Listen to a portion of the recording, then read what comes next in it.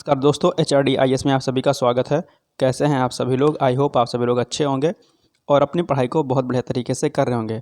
देखिए, हमने आपसे वादा किया था कि जो आपकी यूपी स्पेशल की जो क्लासेस है, जो उसमें कुछ इंपॉर्टेंट चीज़ें होंगी वह मैं आपको बताऊंगा। तो उसी कंटेक्स्ट में आज ये हमारी पहली क्लास है और इसकी मैं एक प्लेलिस्ट बना दूंगा। आप लोग जो है 7-8 लेक्चर रहेंगे, 10 लेक्चर रहेंगे, उसी में सारा जो है यूपी स्पेशल आपका कंप्लीट हो जाएगा, जो इम्पॉर्टेंट है वो। इसके अलावा अगर आप चाहेंगे तो मैं PDF आपको लिंक के माध्यम से दे दूंगा। इतना एक चीज़ ध्यान रखिएगा कि मैं इसमें वही चीज़ बताऊंगा जो इम्पॉर्टेंट है। बाकी आप वीडियो को पॉज करके देख सकते हैं या फिर PDF के फॉर्म में आप बाद में पढ़ लीजिएगा। ठीक, तो सबसे पहले जो इम्पॉर्टेंट है वो है प्रदेश के 18 मंडल हैं, उनसे संबंधित जिले हैं।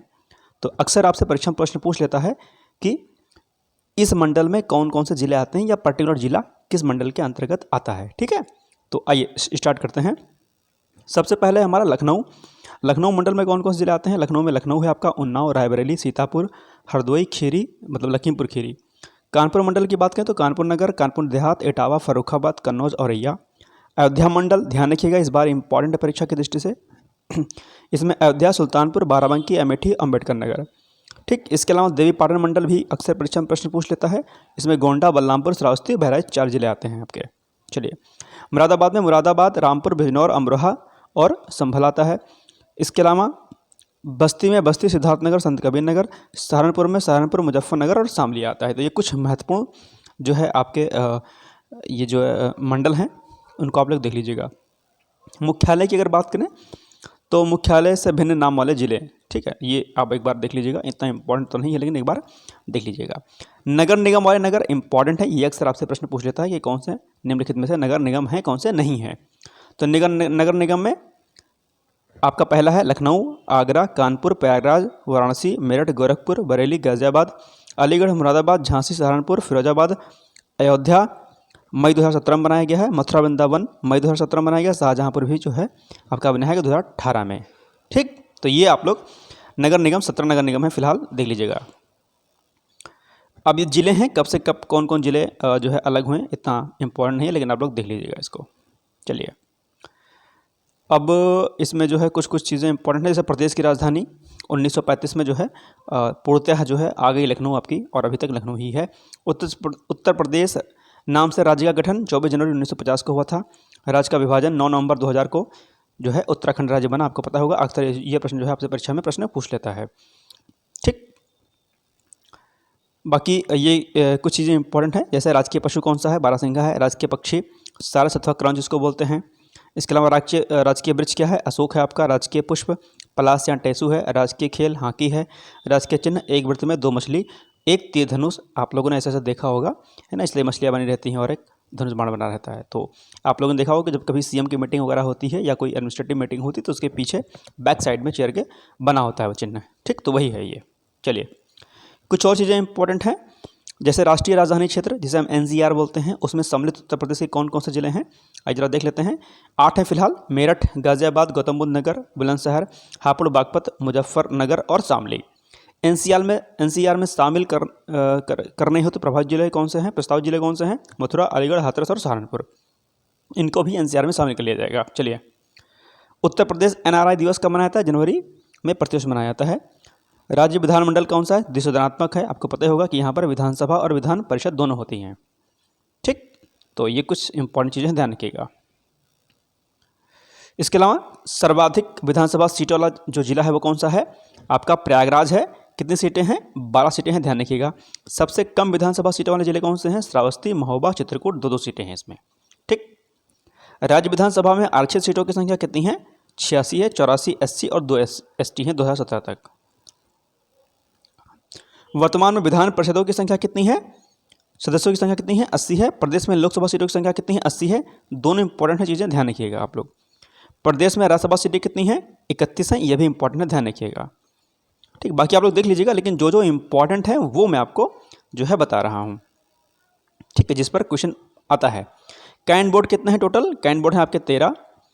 ठीक, विकास प्राधिकरण कितने हैं, 28 हैं। और आर्थिक क्षेत्र कितने हैं आपके, 4 हैं। मंडलों की संख्या कितनी है, 18। ठीक, ध्यान रखिएगा। और सबसे बड़े मंडल की अगर बात की जाए तो 3 हैं, कौन कौन से, कानपुर, लखनऊ और मेरठ हैं। 6 जिले इसमें शामिल हैं। चलिए, जिलों की संख्या कितनी है टोटल? 75 है, आपको पता ही होगा। तहसीलों की संख्या 351 है। नगर निकाय कितने हैं यानी कि नगर पंचायतें कितने हैं? 546 हैं। ब्लॉकों की संख्या कितनी है? ब्लॉक की संख्या है 826 2021 तक। तो ये सब कुछ चीज़ें इंपॉर्टेंट देख लीजिएगा। उच्च न्यायालय प्रयागराज में है और इसकी खंडपीठ कहाँ पर है? लखनऊ में है, आपको पता ही होगा। तो कारागार, प्रदेश में कुल कारागार संख्या कितनी है? 73 है। संस्थाएं कितनी है? 73 हैं। बाकी कारागार नहीं पूछता है। चलिए, स्वतंत्रता के बाद राज्य के प्रथम मुख्यमंत्री कौन थे? पंडित गोविंद वल्लभ पंत थे। ध्यान रखिएगा। राज्य के प्रथम उप मुख्यमंत्री चौधरी नारायण सिंह। राज्य एवं देश की प्रथम महिला मुख्यमंत्री कौन थी? सुचेता कृपलानी थी। अक्सर आपसे परीक्षा में प्रश्न पूछ लेता है, ध्यान रखिएगा। ठीक, चलिए, राज्य में अब तक महिला मुख्यमंत्री हुई हैं कितनी? 2 हुई हैं, है ना। एक तो सुचेता कृपलानी जी और एक सुश्री मायावती। चलिए, लगातार सर्वाधिक समय तक पद पर रहने वाले सीएम कौन से हैं? योगी आदित्यनाथ हैं। सबसे कम उम्र के मुख्यमंत्री कौन से हैं? अखिलेश यादव जी थे। ध्यान रखिएगा। स्वतंत्रता के बाद सर्वाधिक बार मुख्यमंत्री कौन रही हैं? 4 बार रही हैं, सुश्री मायावती जी। राज्य के प्रथम राज्यपाल श्रीमती सरोजिनी नायडू जी। अक्सर जो है आपसे परीक्षा में प्रश्न ये पूछ लेता है, ध्यान रखिएगा। वर्तमान राज्यपाल की अगर बात की जाए तो पता ही होगा कि आनंदीबेन जी हैं। वर्तमान विधानसभा अध्यक्ष कौन से हैं? सतीश महाना जी हैं। ध्यान रखिएगा। चलिए, प्रथम लोकायुक्त तो विश्वंभर दयाल। ध्यान रखिएगा। चलिए, ये सब कुछ चीज़ें इंपॉर्टेंट हैं जो आपको पता होना चाहिए। राज्य सूचना आयोग का गठन कब किया गया था? 14 सितंबर 2005 को किया गया था। ध्यान रखिएगा। चलिए, भौतिक संरचना की अगर बात करें तो प्रदेश का कुल क्षेत्रफल कितना है? ये आप जो है इसको नोट कर लीजिएगा। भारत का 7.33% जो है, याद रखिएगा। क्षेत्रफल की दृष्टि से देश में उत्तर प्रदेश का स्थान कौन सा है? चौथा है।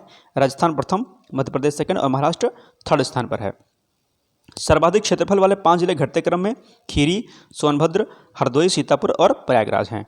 सबसे कम क्षेत्रफल वाले 5 जिले बढ़ते क्रम में अगर बात की जाए तो हापुड़, गाजियाबाद, भदोही, शामली और गौतम बुद्ध नगर है। ध्यान रखिएगा। चलिए, इसके अलावा कुछ और फैक्ट हैं जो इंपॉर्टेंट आपकी परीक्षा के लिए। प्रदेश का सबसे पूर्वी और पश्चिमी जिला कौन सा है? बलिया और शामली है। प्रदेश का सबसे उत्तरी और दक्षिणी जिला सहारनपुर और सोनभद्र है। नेपाल से सटे 7 जिले क्रमशः पूर्व से पश्चिम की ओर, कहाँ से? पूर्व से पश्चिम की ओर, तो महाराजगंज, सिद्धार्थनगर, बलरामपुर, श्रावस्ती, बहराइच, लखीमपुर खीरी और पीलीभीत है। ध्यान रखिएगा। प्रदेश के नेपाल सीमा की लंबाई कितनी है? लगभग 579 किलोमीटर यानी कि 579 किलोमीटर।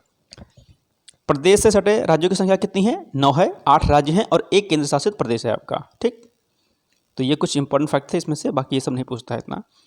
उत्तर प्रदेश से लगे सर्वाधिक और सबसे कम सीमा रेखा वाला राज्य कौन सा है? मध्य प्रदेश और हिमाचल प्रदेश है। यानी कि सबसे अधिक सीमा किसकी लगती है? मध्य प्रदेश की, और सबसे कम सीमा किसकी लगती है? हिमाचल प्रदेश की। ध्यान रखिएगा। चलिए, प्राकृतिक विभाजन की अगर बात की जाए तो उत्तर प्रदेश प्राचीनतम भूखंड गोंडवाना लैंड का एक भाग है। ध्यान रखिएगा। प्राकृतिक विभाजन की अगर बात की जाए तो गंगा का मैदान, भाबर एवं तराई, दक्षिण का पर्वत पठार। ध्यान रखिएगा। तराई क्षेत्र की अगर मुख्य फसलों की बात की जाए तो धान एवं गन्ना है। मैदानी क्षेत्र के नवीन काप निक्षेपों को क्या कहा जाता है? खादर कहा जाता है, जिसे कछार भी बोलते हैं हम। और मैदानी क्षेत्र के पुराने काप निक्षेपों को क्या कहा जाता है? बांगर कहा जाता है। ये दोनों क्वेश्चन इंपॉर्टेंट है, अक्सर परीक्षा में प्रश्न आपसे पूछ लेता है।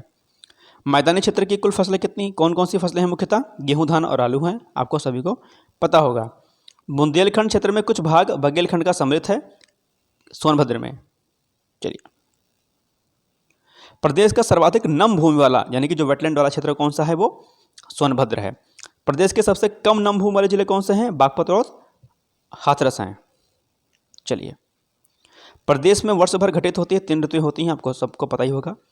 ठीक, कॉमन सा क्वेश्चन है। सबसे गर्म महीना अगर पूछा जाए आपसे तो जून है, आपको पता होगा। तो ये कुछ इंपॉर्टेंट फैक्ट हैं जो आपको पता होने चाहिए। बाकी ये सब जो चीज़ें दी हुई हैं आपको बहुत आसानी से पता होंगी, इसमें कोई रॉकेट साइंस नहीं है। आगे बढ़ते हैं। चलिए, मिट्टी वाला चैप्टर भी इंपॉर्टेंट है। कृषि, पशुपालन, कृषि से संबंधित प्रश्न जो है आपकी परीक्षा में अक्सर जो है पूछे जाते हैं, वो चाहे यूपी स्पेशल से संबंधित हो या फिर भारत की दृष्टि से हो। तो प्रदेश में कृषि पारिस्थितिक क्षेत्र कितने हैं? टोटल 20 हैं। प्रदेश में कुल कृषि जलवायु क्षेत्र कितने हैं? 9 हैं। प्रदेश में कुल मृदा समूह क्षेत्र कितने हैं? 8 हैं। ध्यान रखिएगा, तीनों ही प्रश्न आपके इंपॉर्टेंट हैं। पहला वाला बहुत इंपॉर्टेंट है। कुल कार्यशील जनसंख्या में से कृषि क्षेत्र में कितने लोग हैं? 59.3% लोग जो है इसमें हैं। ध्यान रखिएगा। इसके अलावा राज्य का कुल प्रतिवेदित क्षेत्रफल कितना है? दिया गया है 24,170,000 हेक्टेयर। कुल क्षेत्रफल में वन क्षेत्र कितना है? 7% है, ध्यान रखिएगा। चलिए, चारागाह भूमि कितनी है? 70,000 हेक्टेयर है। तो ये सब चीज़ें कुछ इंपॉर्टेंट थी, ध्यान रखिएगा। अब थोड़ा सा मृदा के बारे में बात करते हैं। प्लीस्टोसीन युग से आज तक नदियों के निक्षेपों से बना क्या है? गंगा यमुना का मैदान आपका बना है, ध्यान रखिएगा। गंगा यमुना मैदान में मुख्यतः पाई जाती हैं क्या क्या पाई जाती हैं? नवीन एवं प्राचीन जलोढ़ मृदा पाई जाती है, ध्यान रखिएगा। नवीन व पुरानी जलोढ़ मृदा को कहा जाता है क्रमशः खादर एवं बांगर, अभी मैंने बताई आपको। स्थानीय भाषा में नई जलोढ़ बलुआ, मटियार या मटियार दोमट को कहा जाता है, खादर मृदा को कहा जाता है। और स्थानीय भाषा में पुरानी जलोढ़, उपहार, दोमट आदि को क्या कहा जाता है? बांगर मृदा को कहा जाता है। जलोढ़ मृदा का निर्माण किससे हुआ है? कॉप, कीचड़ और बालू से हुआ, ध्यान रखिएगा। मृदा में चूना की अधिकता होती है लेकिन कमी होती है किसकी? फास्फोरस, नाइट्रोजन और जैव तत्व की, ठीक, ध्यान रखिएगा। तो ये कुछ इंपॉर्टेंट चीज़ें हैं। पश्चिमी उत्तर प्रदेश व बुंदेलखंड में कहीं कहीं मिलती है, क्या मिलती है? काली मृदा मिलती है। रेगुर, करेल, कपास मृदा के नाम से जाना जाता है। किसको जाना जाता है? काली मृदा को जाना जाता है। और काली मृदा आपके एग्जाम के लिए बहुत इंपॉर्टेंट है, ध्यान रखिएगा।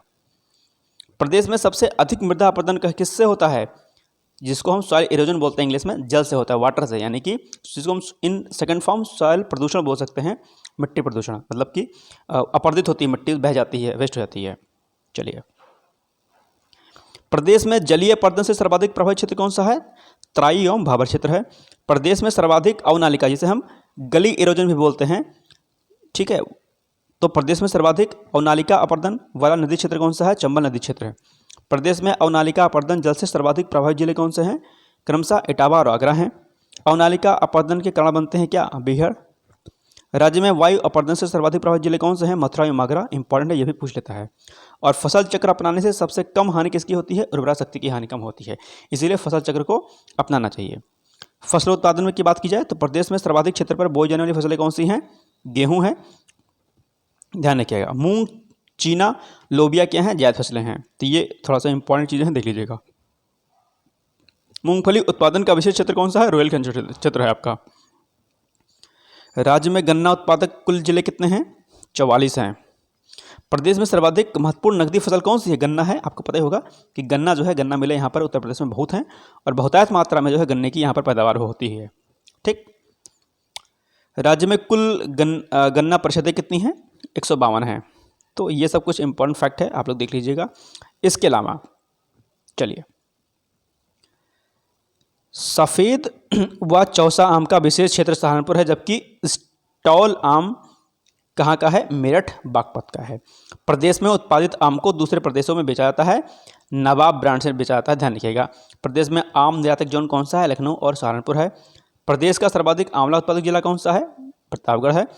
निर्यातक प्रजाति के अमरूद उत्पादन का विशेष क्षेत्र कौन सा है? प्रयागराज है, कौशाम्बी है। आप लोग को पता होगा कि लाल जो अमरूद होता है वो भी जो है आपका प्रयागराज में बहुत फेमस है। और आंवले के मामले में जो है आपका प्रतापगढ़ बहुत फेमस है। आंवले से संबंधित जो है बहुत सारे प्रोडक्ट जो है आपके प्रतापगढ़ में बनते हैं। प्रदेश में लीची उत्पादक जिले कौन से हैं? सहारनपुर, शामली, मुजफ्फरनगर, ठीक। प्रदेश में संतरा उत्पादक क्षेत्र कौन से हैं? सहारनपुर क्षेत्र व बुंदेलखंड क्षेत्र, ध्यान रखिएगा, दोनों इंपॉर्टेंट। तो ये जो मैं बता रहा हूँ ये सारी के सारी क्या हैं? इंपॉर्टेंट हैं। इसी से बहुत सारे प्रश्न जो है आपसे बनते हैं अक्सर, ठीक। अब अगर आप लोग पढ़ेंगे तो बहुत पढ़ने लग जाएंगे, इसलिए मैं आपको वही करा रहा हूँ जो आपके लिए इंपॉर्टेंट है। प्रदेश में आलू का निर्यात किया जाता है किस नाम से? ताज ब्रांड नाम से। देश में सर्वाधिक कोल्ड स्टोर कहाँ पर है? उत्तर प्रदेश में। केंद्र सरकार द्वारा केले के लिए सेंटर ऑफ एक्सीलेंस प्रस्तावित है, कहाँ पर? भटहाट और गोरखपुर में। प्रदेश में सब्जी निर्यातक जोन के रूप में उभर रहा है कौन? वाराणसी, ठीक। अब देखिए, बरई, मानपुर, बांदा व पाली ललितपुर प्रसिद्ध किसके लिए हैं? पान के लिए प्रसिद्ध हैं, ध्यान रखिएगा। दुग्ध विकास की अगर बात की जाए तो देश व प्रदेश के प्रथम नियमित दुग्ध संघ की स्थापना कब हुई थी? लखनऊ में 1938 में, यानी कि 1938 में हुई थी, ध्यान रखिएगा। प्रदेश में दुग्ध समितियां कितनी हैं? 8,615। भैंस या किसी भी नस्ल की गायों को सर्वाधिक दुग्ध उत्पादकों हेतु है कौन सा? गोकुल पुरस्कार, आपको पता ही होगा। देसी नस्ल की गायों से सर्वाधिक दुग्ध उत्पादकों हेतु है नंद बाबा पुरस्कार, यह भी पता होगा आपको, कॉमन क्वेश्चन है, पूछ लेता है गोकुल पुरस्कार और नंद बाबा पुरस्कार के बारे में। चलिए, प्रदेश में जमींदारी उन्मूलन कानून 1950 में लागू हुआ, 1 जुलाई 52 से ध्यान रखिएगा। देश भर में कुल 731 कृषि विज्ञान केंद्र हैं, जबकि यूपी में कितने हैं? 89 यानी कि 89। वर्तमान में प्रदेश में विनियमित मंडियां व उपमंडियां कितनी हैं? 251 और 381, यानी कि जो है विनियमित मंडियां कितनी हैं? 251 और उपमंडियां कितनी हैं? 381। चलिए, तो कुछ इम्पोर्टेंट चीज़ें थी और ये कुछ ज़्यादा इम्पोर्टेंट नहीं है। राज्य में जैविक खेती हेतु मॉडल के रूप में चयनित जिला कौन सा? आपका हमीरपुर है, ध्यान रखिएगा। ओके, ये सब आप लोग एक बार देख लीजिएगा, कुछ खास नहीं है। तो ये कुछ इंपॉर्टेंट फैक्ट थे जो आज हमने आपको बताए, और इसको आप लोग एक बार देख लीजिएगा। जो आपको लगता है कि इंपॉर्टेंट है उसको आप वीडियो पॉज करके इसको देख लीजिएगा एक बार। बाकी मैं 4-5 क्लासेस में आपको करा दूंगा। इसके अलावा जो ओल्ड क्वेश्चंस जो आपके हुए हैं, यानी कि जो पीवाईक्यू जो आपका है यूपी स्पेशल का, उसको मैं करा दूंगा, ठीक। इसके अलावा सेंसस का जितना भी चैप्टर है वो भी मैं आपको करा दूंगा इंपॉर्टेंट। इकोनॉमिक्स में 3-4 लेक्चर हो गए हैं, वो कंप्लीट मैं कल से कर दूंगा। 10 लेक्चर के करीब करीब जो है उसमें कंप्लीट हो जाएगा आपका, ठीक। तो आपके लिए कुछ इंपॉर्टेंट चीज़ें हैं, जैसे कि यूपी स्पेशल मैं करा दूंगा आपको, सेंसस यानी कि जिसको जनगणना बोलते हैं वो भी करा दूंगा, अर्बनाइजेशन वाला चैप्टर भी हो जाएगा, और इधर यूपी स्पेशल का। तो ये कुछ चीज़ें हैं। इसके अलावा जो इंपॉर्टेंट और फैक्ट लगेगा उसको भी मैं आपको करा दूंगा, निश्चिंत रहिएगा। बस डेली मॉर्निंग में आप लोग करंट अफेयर्स को जरूर करते रहिएगा, और कोई भी समस्या होती है तो कमेंट बॉक्स में जाकर कमेंट जरूर किया करिए, आपके सभी क्वेरीज को शॉर्ट आउट किया जाएगा। बाकी पढ़ते रहिए, मस्त रहिए, व्यस्त रहिए, परेशान मत होइए, खुद पर भरोसा रखिए, और लगातार जो है स्टडी करिए, यानी कि कंसिस्टेंसी जो आपकी होती है वो क्या होनी चाहिए? आपकी मेंटेन होनी चाहिए। ओके, चलिए फिर मिलते हैं कल, तब तक के लिए आप सभी लोगों को बहुत सारी शुभकामनाएं। जय हिंद, जय भारत।